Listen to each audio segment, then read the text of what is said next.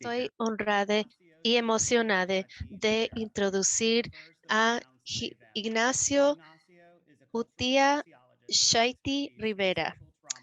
Ignacio es un sociólogo cultural con experiencia en trauma sexual y sanación para poblaciones marginadas. Ignacio es un activista queer, trans, yamoca Two-Spirit, negra ex boricua y taino, que prefiere el pronombre de género neutro, AX. Es un ex orador, ex educador, ex escritor, ex e intérprete de género no conforme, conocido internacionalmente con más de 20 años de experiencia en múltiples frentes, incluida la justicia económica, el trabajo antirracista y contra la violencia, así como los movimientos mujeristas, LGBTQI y los movimientos sexuales positivos. Ignacio también es la fundadora y sanadora de Polipatao Producciones, que comenzó hace 20 años y le damos la bienvenida. Hola, bienvenidos a todos. Muchas gracias por invitarme el día de hoy. Para presentar, voy a empezar al decir que mis pronombres son ella o su y soy una persona de color con piel clara. Fui identificada como femenina ah, al nacer, pero tengo ah, el perfil de una persona masculina. Tengo mi nariz perforada y también tengo una línea ah, en mi barbilla. También tengo lentes negros. Tengo una camiseta negra y verde con ah, puntitos. Y bueno, muchas gracias por tenerme aquí el día de hoy. Al final de esta presentación les voy a pasar muchos, pero muchísimos recursos y les animo a revisar la página web que se llama healtoend.org después de esa presentación. Entonces, bueno, voy a comenzar. Quería comenzar esta plática que se llama La justicia no es sanación como el Estado falla a los sobrevivientes más marginados, y quería contarles sobre mi primera experiencia con la violencia doméstica. Creo que tenía 10, 11 años ah, en 1980. Y fue la primera vez que pude nombrar que era violencia. Tuve un familiar que estaba siendo abusada horríficamente, físicamente y sexualmente por un novio. Y pues no tenía nada de ayuda. En ese tiempo, la gente llamaba a la policía, venía la policía, vení- veía a mi pariente que estaba toda sangrada, moreteada, no les daba mucho interés en lo que estaba pasando. Le preguntaban si querían que arrestara a su pareja y decía que no. Y pues eso fue el inicio de mucho trabajo que se ha acumulado en mi vida. Y el trabajo importante que se ha dado a este movimiento para destacar este asunto de violencia doméstica y hacerlo más visible, pero también en ese momento, en esos tiempos, no había mucha respuesta. En mi experiencia, la gente, mi pariente decía a la policía que pues que no arrestaban a esa persona, su pareja. Entonces mi familia tuvo que pensar en alternativas para parar ese tipo de abuso. Entonces, esta historia que voy a compartir ahora no es uno que yo promovería, pero es lo que es que proporcionó. Esos son las opciones que tuvo mi familia en ese tiempo. Mi pariente iba a ser asesinada por esa persona. Ah, Mi familia, entonces, su respuesta era juntar más familiares y vigilar esa persona. Le golpearon al güey y pues a lo mejor no fue la mejor opción, mejor solución, pero mi familia sentía que no tenían otra opción.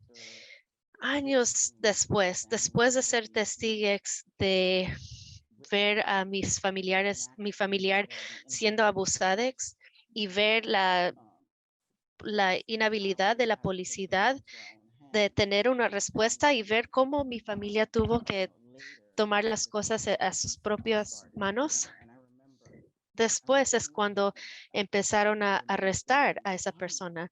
Y me acuerdo que sentía pues ya aliviada. Decía, bueno, los policías vienen, ven a la persona sangrando y no van a preguntar si es necesario arrestar a la persona, el abusador.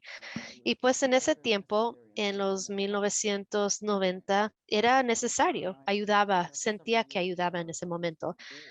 Y ahora siento que muchos años antes de que pasó ese evento, ah, violencia, yo estaba siendo abusada sexualmente por mi familiar hasta que tenía 15 años. Y les comparto eso porque mi trabajo está muy arraigado en, en antiabuso para niñas, de violencia contra los niños, las niñas.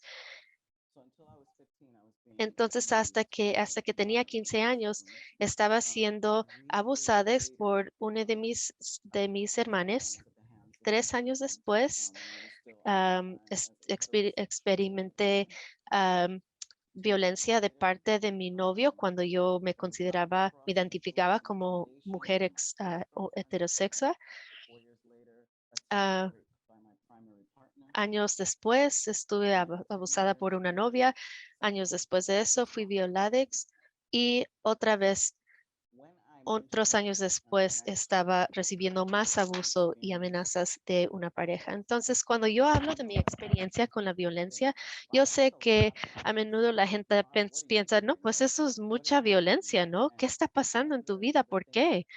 Y una de las cosas que surge cuando yo les comparto esta lista es que lastimablemente no soy la única que tiene esta larga historia de violencia, porque es parte de una historia larga de violencia histórica y es parte de la historia entera. Y a la vez que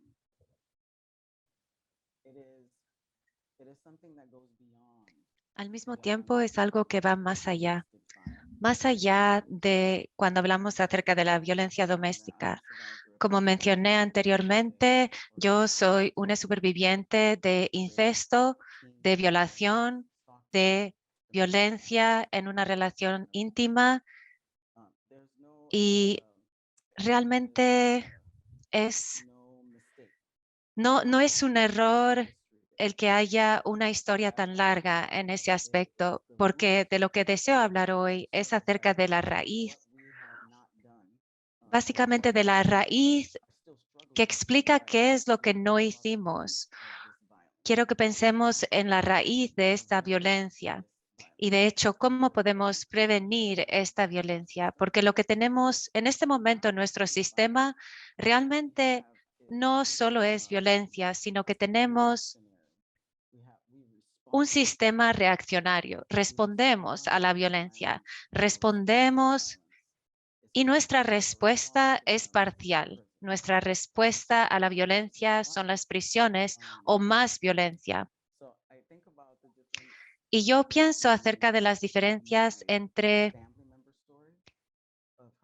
las historias de los miembros de mi familia, de sus abusos y mi historia. Y creo que la gran diferencia ahí es el tiempo, las estrategias organizacionales, el cambio en las necesidades y la expansión en las necesidades de los supervivientes. A pesar de que hay mucho dinero para fundar el trabajo del sistema judicial, criminal, con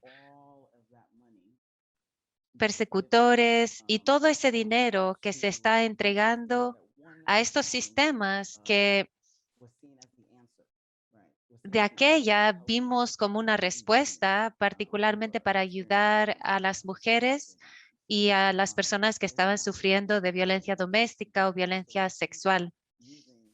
Y seguimos utilizando las mismas herramientas que usamos en el pasado y que ya no funcionan hoy. Y a medida que seguimos creciendo y evolucionando, necesitamos nuevas y mejores estrategias con mejores recursos, con otras maneras de lidiar con esto, con la violencia doméstica. Porque en este momento no estamos resolviendo nada y en mi opinión aún está apoyando la misma violencia que dicen que quieren erradicar. Y hablaremos un poquito acerca de eso. También más diferencias entre los miembros de mi familia y yo es que ella necesitaba que la policía interviniese. Realmente necesitaba que alguien interviniese de manera física y removiese a esa persona de la situación. Entonces, esta es una conversación acerca de cuál es el rol de la policía y cómo realmente observamos eso desde perspectivas más amplias y desde el momento en la historia en el que estamos tratando de lidiar y de llevar a cabo muchos movimientos. Black Lives Matter, Say Her Name, el COVID ahora. También tenemos un presidente idiota. Pues tenemos tantas dificultades, tantas barreras. Por lo tanto, tenemos todos estos problemas, todas estas dificultades a nuestro alrededor y necesitamos algo fresco. Necesitamos de cambiar esta perspectiva. Para mí, yo no quería llamar a la policía y puedo decirles una lista bien larga de todos los motivos por los cuales yo no quería llamar a la policía. Uno de ellos, que yo era pobre, también lesbiana, también queer.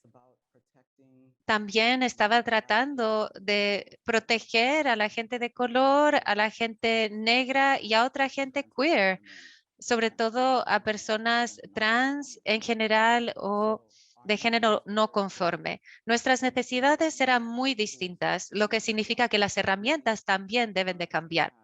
En este momento tenemos diferentes modelos con respecto a esta idea que tenemos de justicia. Entonces, en términos de lo que ocurrió después de 1994, cuando hubo muchas quejas contra la policía acerca de diferentes denuncias de violencia sexual, tenemos que la gran parte de las llamadas que son de relaciones de mismo género, las dos personas fueron arrestadas. La policía, de hecho, va contra las personas que son propietarias de las viviendas en las cuales hay esta violencia doméstica. Y realmente no estamos viviendo una situación en la que no hay suficiente policía.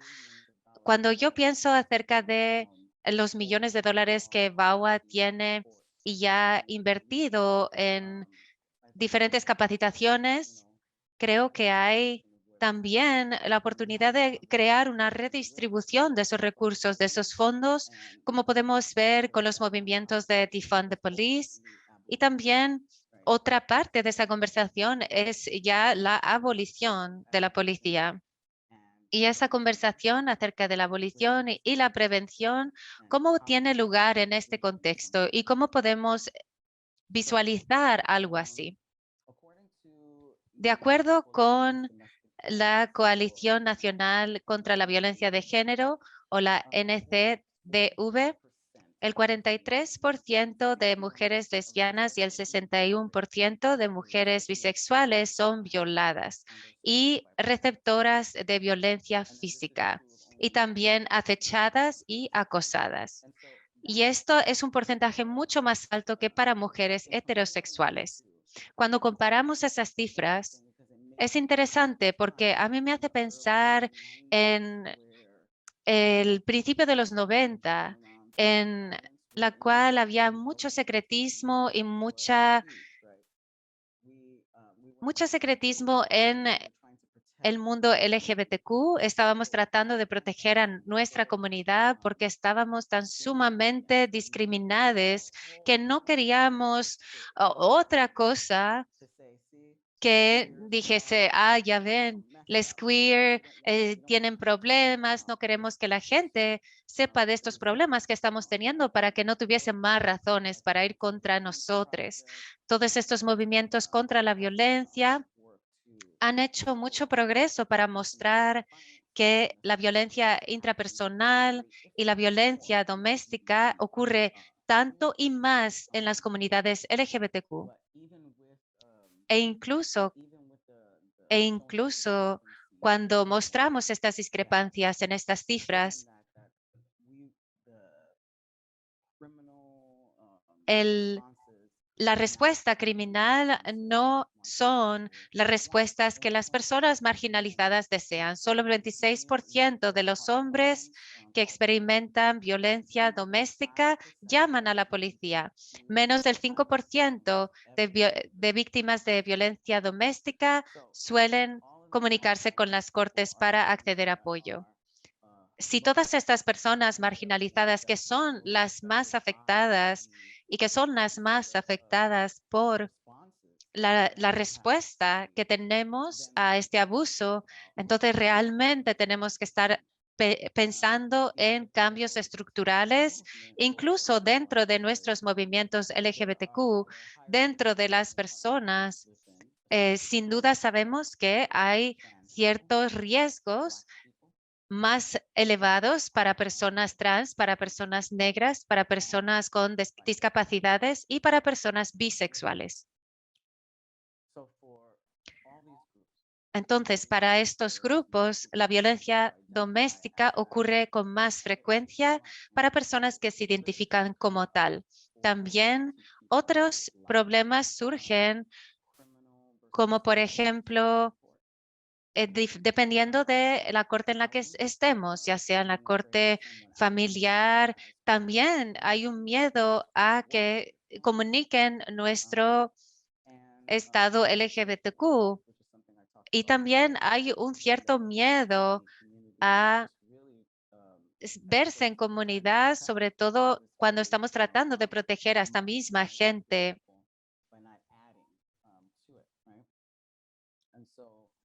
Entonces, tenemos el sistema legal o el sistema criminal que para mí, en mi opinión, realmente no funciona. Pero quiero decir que esto no es, no estoy queriendo decir que la gente no deba utilizar, porque muchas veces tenemos que utilizar estos sistemas.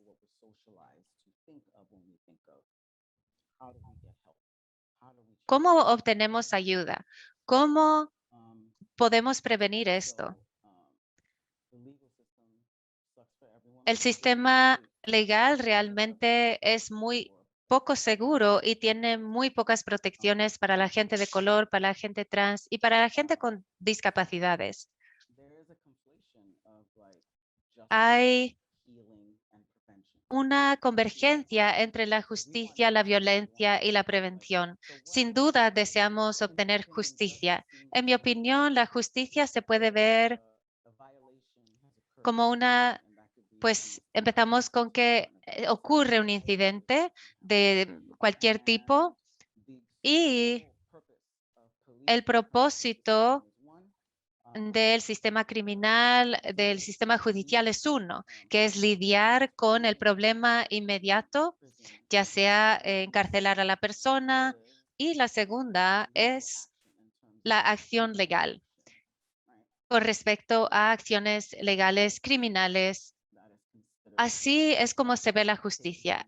Así es como creemos que debemos actuar, tomando a la gente de la calle, poniéndola en prisión, Pero por supuesto, también hay otras cosas que pueden tener lugar si es que todas las variables están en, en su puesto.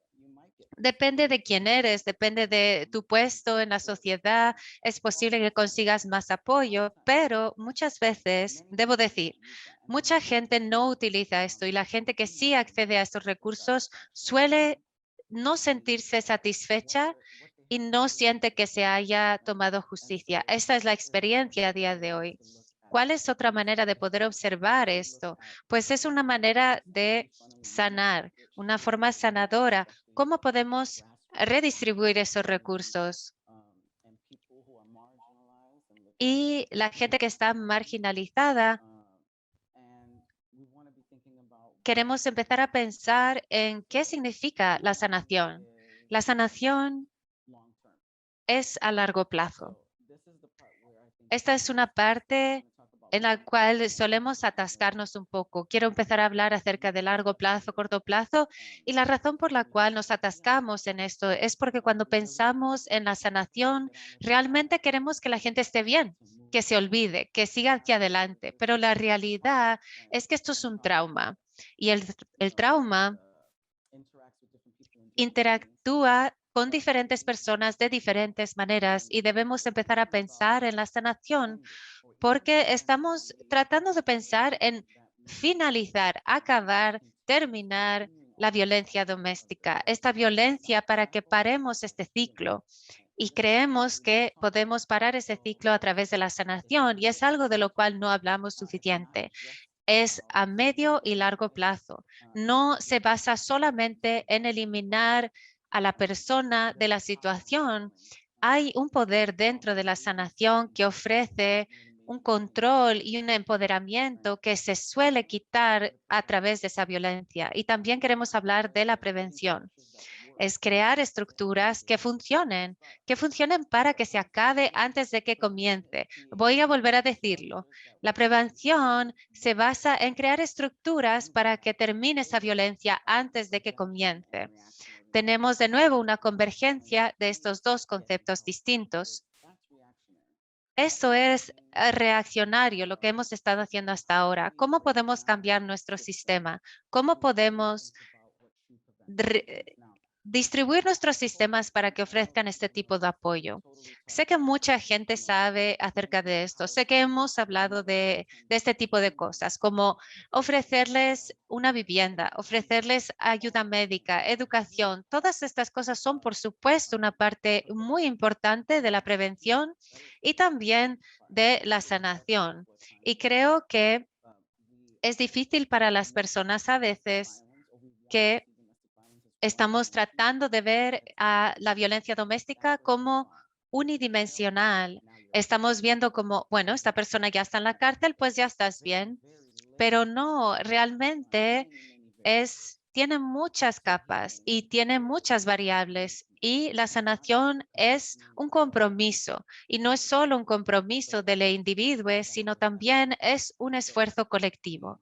Por tanto, no hacemos las cosas de manera colectiva cuando se basa en tratar de solventar las situaciones con la violencia doméstica y cuando no lo hacemos de manera colectiva, de alguna manera estamos regurgitando la idea del aislamiento. Seguimos estando vulnerables y seguimos sintiendo culpa y vergüenza y no podemos hablar de ello y no podemos obtener ayuda, recursos y apoyo.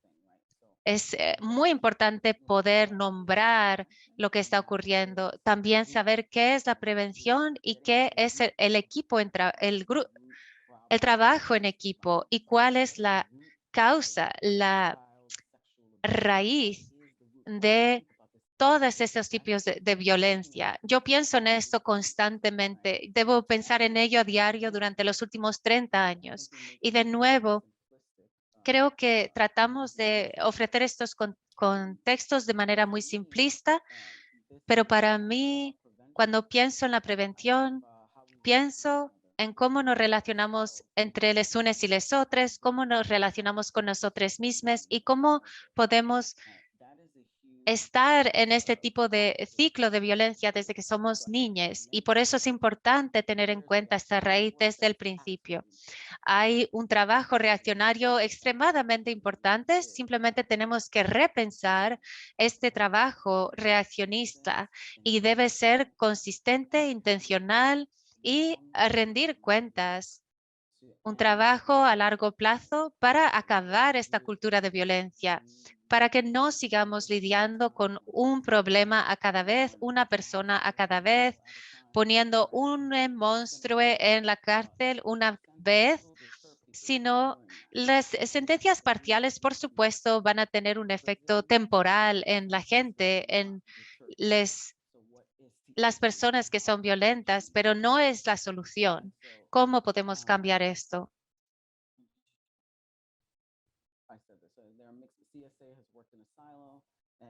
Entonces, CSI ha estado trabajando en silos de manera muy individual y siento que hay y sigue habiendo oportunidades perdidas y malgastadas de trabajar juntos. Personas víctimas de violencia sexual, de violencia íntima, interpersonal. Creo que hay una gran oportunidad y a menudo, más a menudo, podemos observar que hay violencia en sus vidas infantiles cuando fueron infantes, cuando eran niñas, siempre hay algún tipo de trauma. Y yo regreso a esta edad de cuando somos niñas, cuando estamos hablando de la prevención. Para mí, hablar acerca de la prevención no es solo hablar acerca de su situación actual. Sí es importante, por supuesto, entender cómo se relacionan los unos con los otros, sus límites, su respeto y amor personal, todas estas cosas tan hermosas que debemos saber. Cuando somos adolescentes, mágicamente no lo podemos saber y sabemos que la universidad es un lugar en el que tiene lugar mucha violencia. ¿Por qué? Porque seguramente es uno de los lugares en los cuales la gente joven suele ir por primera vez, en los que no tienen supervisión de sus padres y madres. Y entonces regresa a los orígenes de nuestras familias, la gente con quien hemos estado, de quien hemos aprendido, las cosas de quien hemos aprendido acerca de la conexión, los castigos, el poder, el control.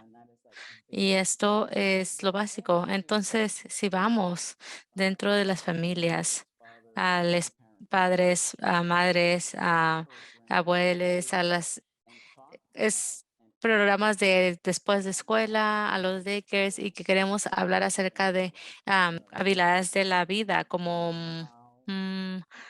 cómo, cómo podemos tener nuestra propia autonomía, cómo encontramos nuestras propias límites y también cómo tenemos la violencia doméstica y lo criminal. Es acerca de cambiar la fundación de cómo nos relacionamos entre sí, que está arraigado en la colonización, el capitalismo, y eso es con lo que estamos luchando, con la estructura del capitalismo y lo que estamos haciendo ahora. Si es que estamos tratando de luchar o hacer reducción de daños sin destrucción, es muy difícil para mucha gente. Entonces, estas maneras de pensar, estas maneras de pensar en términos de la reacción y de prevención, de verdad tiene este ah, pensamiento carcelario feminista que es de Elizabeth Bernstein en el libro Las políticas sexuales del nuevo abolicionismo, que aboga por la política, las órdenes policiales de vigilancia y tengo un poco de problemas con este término. Les voy a decir por qué, pero ese término fue dicho por Elizabeth porque dice que el feminismo es reaccionario y también punitivo. Con el feminismo carcelar tenemos a los policías que son agentes de violencia. La policía y el Estado son agentes de violencia y también violencia de sesgo de género y de la gente que no se identifica como mujer o como no mujer. Las inequidades económicas, como hemos estado hablando, han sido han hecho un regreso y también las soluciones estatales no son una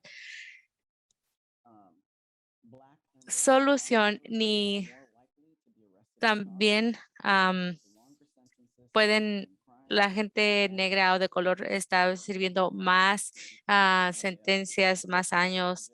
La gente de color es más, se pueden meter a la cárcel más fácilmente y no hay justicia. Y no hay justicia. Aquí hay unas de las maneras en que les feministas han contribuido. La prisión está mal para todos, ¿no? Es querer quitar la cultura, querer quitar el monstruo. Pero lo que pasa también es que tenemos una platora de sobrevivientes que han matado a sus abusadores. Entonces, el porcentaje de mujeres ha sido más alto por mujeres que han matado a sus parejas. Entonces, tenemos a los monstruos en la prisión y las mujeres que han matado a su monstruo. Y es apoyado como, ¿cómo lo llamas? Como un castigo que se espera, ¿no? Y según las estadísticas compiladas por ACLU, las mujeres que matan a sus parejas pasan alrededor de 15 años tras las barras y los hombres que matan a sus parejas son de promedio 6 años, es menos. El tiempo de prisión para las mujeres cambia también si son LGTQ o de color. Entonces, para decir esto es un problema, claro, pero es un problema más grande. La prisión es el problema y también quién tiene más sentencia o quién va. Claro, el estar luchando por la sentencia y la equidad en ello es problemático. Hay organizaciones y líderes que han hecho un trabajo súper buenísimo, como de otras alternativas a llamar a la policía, pensando en cuál es el problema de raíz, cómo le ayudamos a la gente antes de que esto suceda. Entonces, voy a hablar acerca de dos organizaciones rapidito, porque en estas dos organizaciones yo trabajé con ellas en los últimos de los 90 y en los principios de los 2000. Uno es Connect NYC. Voy a leer la misión, que es que el trabajo transforma la cultura de violencia y crean la capacidad de las comunidades para que respondan a las necesidades complejas. Cuando empecé a trabajar con ellas, estaba yendo a diferentes oficinas y a lugares como en peluquerías, en negocios del barrio, hablando con la gente acerca de hacer espacios seguros para que la gente de la comunidad puedan ir ahí para buscar ayuda si están teniendo una situación de violencia doméstica. Entonces era traer a los miembros de la comunidad aquí a que no estén con vergüenza o en silencio con este problema del que todos tienen que participar para poder ponerle un fin. Y luego está el New York City Anti-Violence Project. Y el Anti-Violence Project fue fundado por hombres gays, se me olvida, creo que en los 80s, donde muchos crímenes de odio estaban sucediendo y no estaban siendo documentados.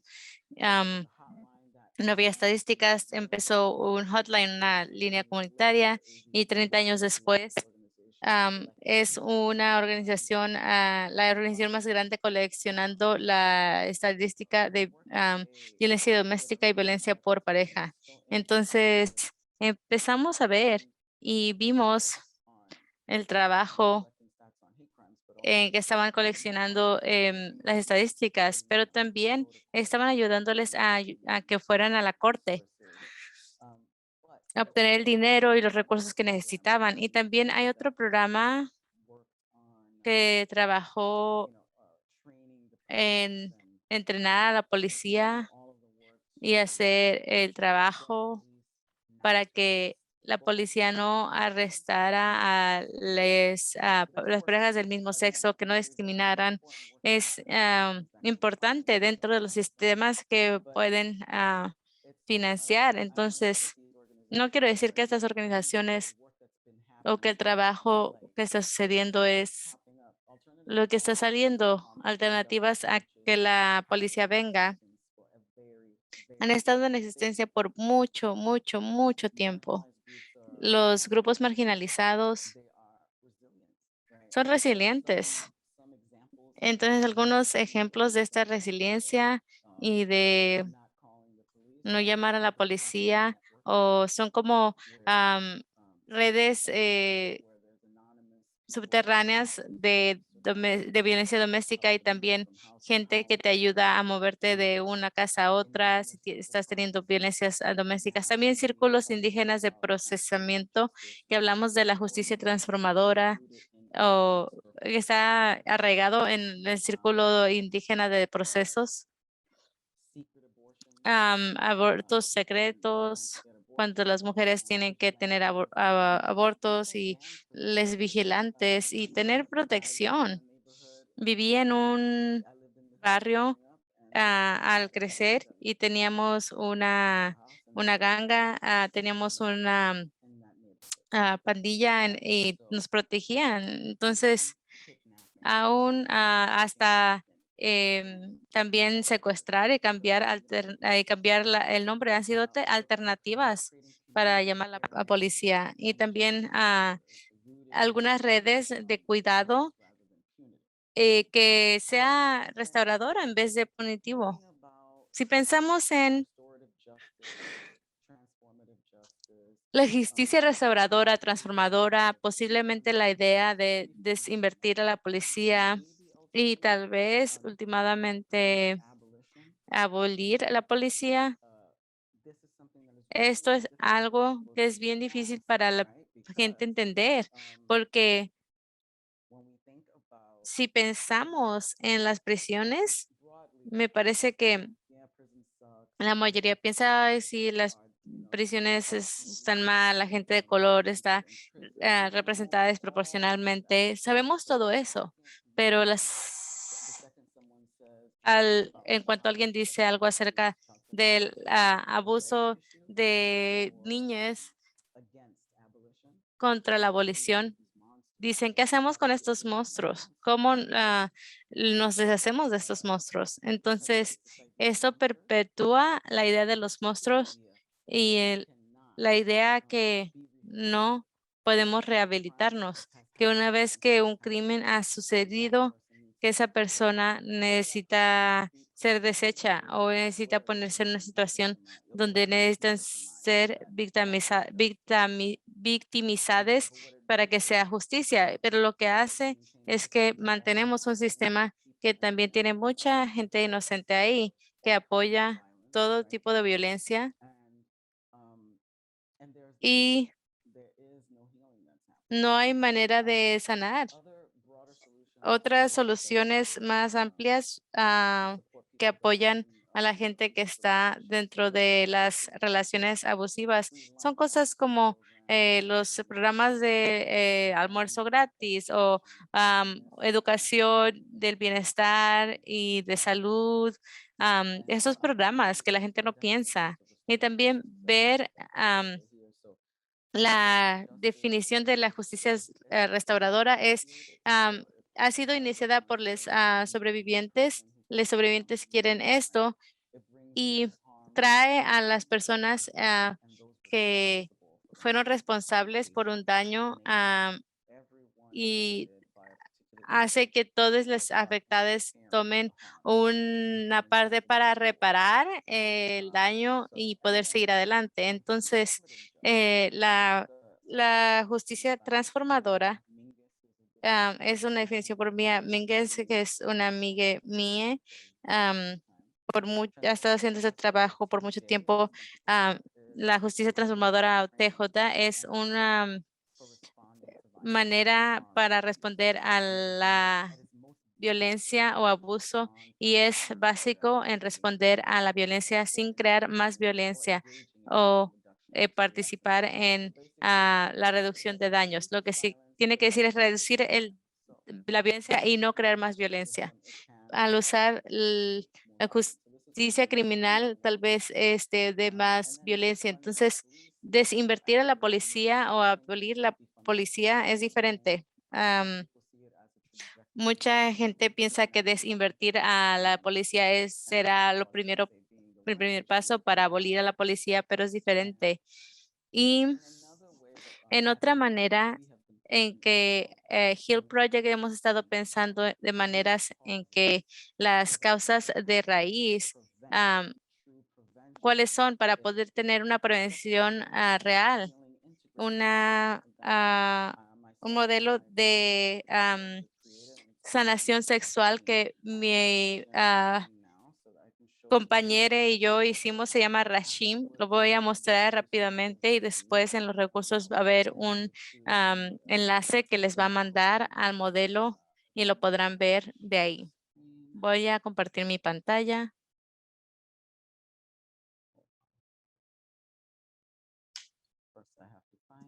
Tengo que encontrarla, claro, a ver.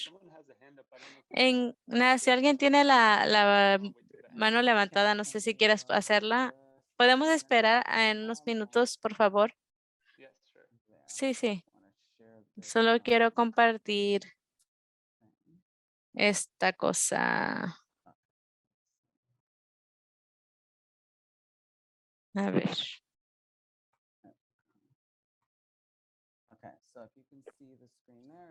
Muy bien, si puedes ver aquí es el Rivera Assad modelo de integración de salud sexual o RASHIM por las siglas en inglés. Este es un modelo que básicamente lo hicimos este año. Hemos estado trabajando en un modelo de sexualidad por 2 décadas. Este modelo empezó con 3 círculos y ahora es esto. Entonces, este modelo es un modelo que es viviente y le hacemos cambios porque nosotros consistimos de cambios. No hay ningún modelo que sea para todos y mientras tanto haremos este tipo de respuestas para que no haya más violencia. Y para conectar esto, para hacer el trabajo desde la raíz, entonces aquí lo que tenemos son los componentes del modelo, los pilares, la fundación, la órbita de conexión y el ciclo. Aquí los pilares son los 9 círculos dentro. Tiene los diferentes aspectos de la sexualidad humana que existen, que son parte de esto, ¿no? Y lo que está dentro es la historia, la cultura y la visión. No puede ser separada. La gente tiene diferentes culturas, ideas, religiones. La historia, para poder entender esto, cualquier vez que se necesita la historia de la discriminación y el poder, cómo se relaciona esto, el poder de los hijos, de los adultos, de las víctimas o del poder o no poder de la información. Y con todos estos pilares hay que escoger algo. Tenemos curiosidad. Hay algo natural para un niño ser curioso y querer hacer preguntas. Y aquí es donde las niñas y la fantasía, deseo y masturbación es donde empiezan a decirle a las niñas, no, no hagas esto, no hagas eso, no preguntes de eso. Empiezas a enseñarle vergüenza. Y luego lo que pasa aquí en nuestro desarrollo sexual es que vivimos en una sociedad que nos pone en una fantasía de romance, amor, hijes, así como el sueño americano. Y cualquier persona fuera de esa ideología, no, como que es una fracasada. Entonces, este modelo habla acerca de las maneras en que navegamos y cómo incorporamos la opresión y cómo incorporamos una visión de cómo todo se conecta a uno mismo y la comunidad. Y podemos hablar más de esto, pero les voy a dar el enlace para que vayan a checarlo y vamos a hacer una presentación de este modelo y lo voy a poner, pero lo que este modelo hace es que am, empiezas a desaprender o reaprender nuestro propio valor y propósito y cómo nos conectamos, porque si vivimos en una sociedad que es de fantasía y romantizada, la gente en relaciones no pueden tener conflicto, no entienden los límites, que entonces, además de la opresión y eso, puede combinarse para crear mucha violencia. Y esto es cómo nos relacionamos con cada quien y cómo estamos tratando de controlar a la otra persona hasta eso y querer entender en vez de querer deshacerse de ellas porque no lo entendemos y sigue pasando. Y la gente inocente está en ello. Entonces voy a parar de compartir. Entonces, ¿cómo podemos cambiar eso? ¿Cómo podemos cambiar esto? Y la mayoría de la gente no va a decir, soy feminista carceral, que cree en la cárcel, pero así puedes darte cuenta. Estás dirigiendo tu energía a los sistemas de justicia criminal en vez de a la comunidad. Estás comparando justicia criminal con la justicia transformador. Estás diciendo que la gente que ha sido violenta merece ser monstruos y ser encarceladas. Estás comparando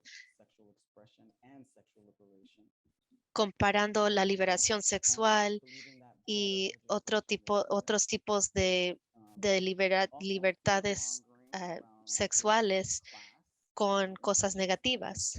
También estás usando el miedo y agencias como la Migra como para decir que toda la gente que cruza la frontera, que cruce la frontera es mala y explicando a las niñas que toda la gente que es de fuera son extraños.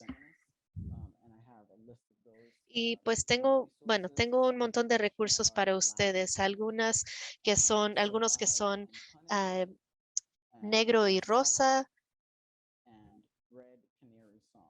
otro que es Red Canary Song y otros aún. Entonces, hay que entender que la criminalización el Estado lo usa para continuar la violencia y que es importante encontrar maneras de combatir con la violencia que no criminaliza más a los perpetradores. Y visión, usar visión, porque hay que pensar si queremos la posibilidad de abolir las prisiones o desfinanciar a la policía, requiere de una visión que nos obliga a soñar en qué es lo que queremos y cómo lo vamos a lograr. ¿Cómo podemos convertirnos en comunidades que nos tenemos la confianza, que nos cuidamos, que nos protegemos, que compartimos información? ¿Cómo pueden los defensores ayudar a los esfuerzos en esos vecindarios y comunidades? Tenemos que tener visión para terminar con la violencia por parejas, violencia doméstica y violencia contra las niñas. Entonces es una estrategia que requiere de muchas estrategias y muchas tácticas. Sabemos que mucha gente trabaja dentro de sistemas que continúan criminalizando a la gente y que requieren reportaje mandatorio, pero hay que entender que necesitamos otras maneras y otras herramientas para combatir el abuso y violencia doméstica, porque después de tantos años de tratar de prevenirlo, lo que hemos hecho bien es trabajar en cómo responder.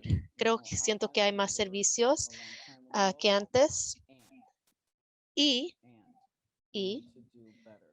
tenemos que hacer un mejor trabajo, porque hay que darles opciones a las personas. Si puedes ir por el camino de justicia criminal o puedes ir por otras rutas alternativas y explicar a la gente que hay alternativas. Se les tiene que enseñar a las personas para poder prevenir. Entonces, esas estructuras comunitarias que se han construido, que se han hecho, que el BATGC, que es la coalición de transformación del Bay Area en California, ha creado, bueno, de hecho es Mia Minguez, que fue una de los cofundadores, creó un mapa que se llama PodMap, y pod mapping, mapeo de pods o de puntos claves, son puntos de soluciones donde hay herramientas para que la misma gente de la comunidad puede crear un grupo de apoyo y cuidado, porque a veces no existe el apoyo fuera, entonces lo tenemos que crear. Lo tenemos que crear de antemano. ¿Qué tal si lo estamos hablando con anticipación? Y pues, ¿qué va a pasar cuando haya un conflicto o haya violencia? ¿Qué podemos hacer cuando llegue ese momento? Entonces, hay muchas formas de pensar fuera de lo estándar, fuera de siempre llamar a la policía y crear soluciones que siguen marginando a la gente, porque la gente siempre ha buscado y encontrado maneras de protegerse frente a sistemas de violencia y criminalización. Entonces, quisiera abrir el diálogo a más personas para platicar y conversar con ustedes. Y quisiera mencionar que si ustedes quisieran más información acerca del modelo Rashim, tenemos un evento que se acerca que se llama Sobreviviente Sexy, y es un taller que yo creé hace 10 años, que son para personas sobrevivientes que han encontrado su camino sin, después de ser persona abusada. Entonces, pues les voy a dejar esa información en el chat y muchas gracias. There's someone raising a hand, so if you want to Muchas talk, gracias, Ignacio. Entonces, si hay una persona dejando un mensaje en el chat, you have to unmute yourself, though, I think. pero creo que te tienes que quitar de mudo. Sí, el taller será el 18 de septiembre. El siguiente taller para sobrevivientes sexys. Or you can type your question in the chat if you'd like. O si gustan poner su pregunta en el chat, también está bien. Well, in the meantime, if someone else wants to ask a O question, por thank you so mientras much for alguien sharing más such a wonderful puede talk. hacer su pregunta en voz alta. Muchas gracias, Ignacio. Too. Gracias también por hacer un tiempito para que la gente haga sus preguntas. We have a Q&A thing, but you can also, También tenemos la función de preguntas y respuestas, pero también se pueden levantar la mano o poner sus preguntas en el chat. Y si quieren preguntar en voz alta, les puedo quitar de silencio para que lo hagan.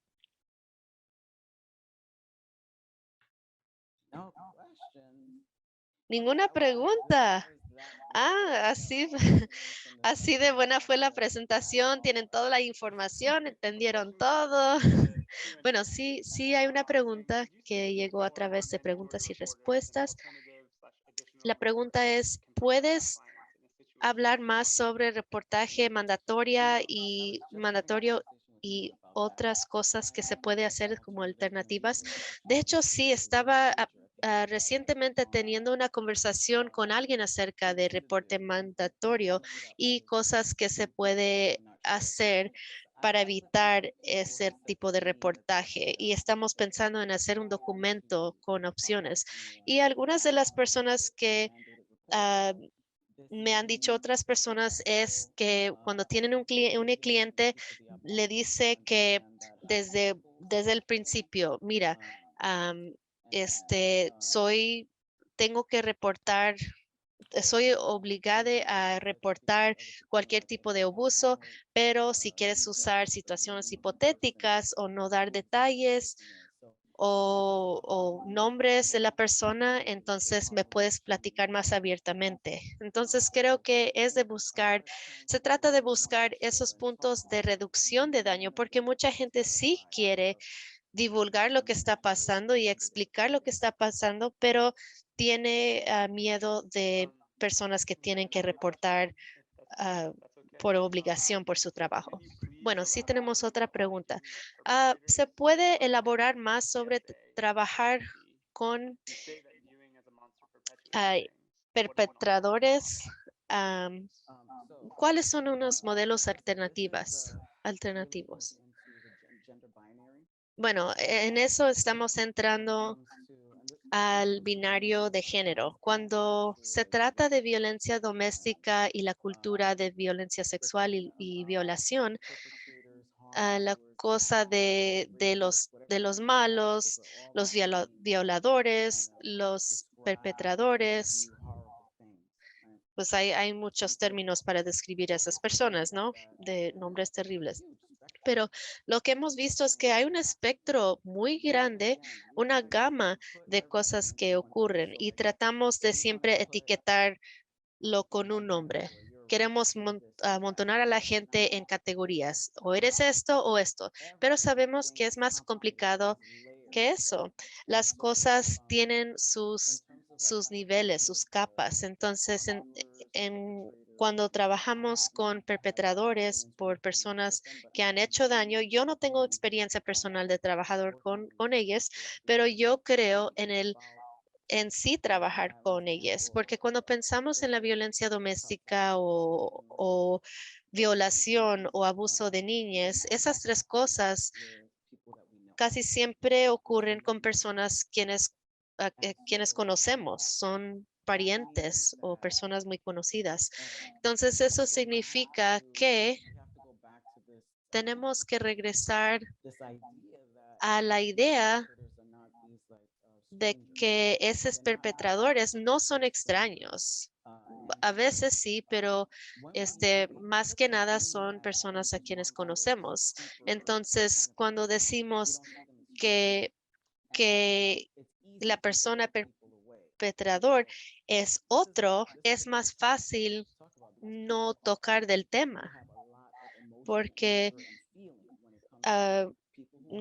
pues nos da muchas emociones cuando hablamos del daño. Hay personas que han pasado por ese tipo de violencia y trauma por 15, 20 años y no quiero decir que es menos ese tipo de abuso, pero estamos hablando de un contexto más grande, más general, porque seguimos hablando de los monstruos y cuando hacemos eso no vemos el aspecto y la posibilidad de rehabilitación y seguimos participando en un sistema que pues en donde que la gente hace horrores.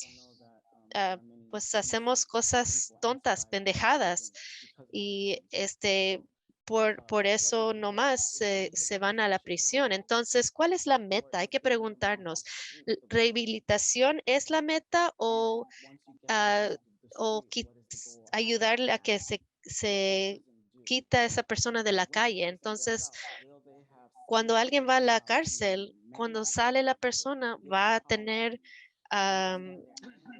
un camino para entender su enojo, su rabia, tener la oportunidad de pedir una disculpa. Entonces, el trabajar con personas que han causado daño o que posiblemente lo pueden hacer, hay que hacerlo en conjunto con un plan para los sobrevivientes. Gracias. Hay una pregunta más y nos falta un minuto para terminar, pero la pregunta es, ¿qué piensas que es el rol de consejería y terapeutas en ese sistema? Bueno, va a haber más talleres para los sobrevivientes sexys para diferentes grupos, para gente masculina, para gente femenina, para gente queer, todo tipo de persona. Nos vamos a enfocar en diferentes grupos. Sí, la pregunta tenía que ver con las terapias y cuál es su papel.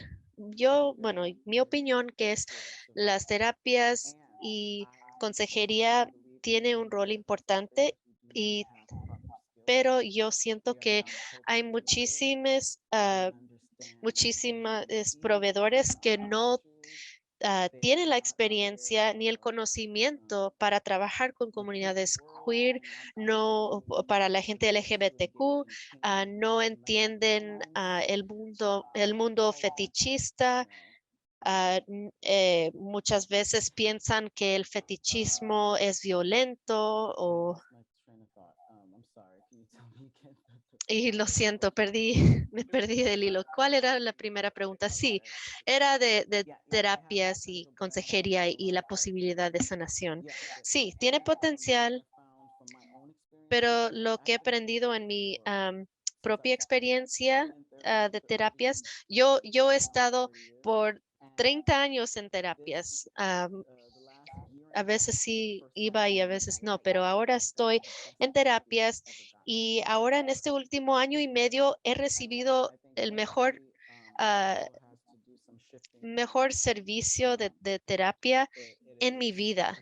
Y la terapia que estoy recibiendo o en que estoy participando es recíproco, es mutuo, no solo me están escuchando y no ayudándome a pensar del por qué estoy con estos patrones, cuáles son las raíces, qué está a la raíz, cómo es que puedo sanar después de un evento trágico o traumático. Siento que hay más educación que debe de ocurrir con los terapeutas, pero también sé que la realidad es que para la mayoría de la gente que trabaja en el campo de antiviolencia y consejería son mujeres blancos y las mujeres blancas han sido las promovedores de una falta de conocimiento cultural, de entender gente de otras culturas y que han promovido la encarcelación. Pero sí hay muchas posibilidades ahí. Bueno, muchísimas gracias. Se nos está acabando el tiempo y hay muchísimas cosas de que podríamos estar hablando. Yo también tengo muchas cosas en mi mente, pero quiero darles tiempo a todos para descansar antes de la siguiente sesión. Muchísimas gracias por la información, por compartir tus historias y experiencias, y voy a poner todos los recursos y tu correo electrónico en el chat. Adiós a todos. Gracias, gracias.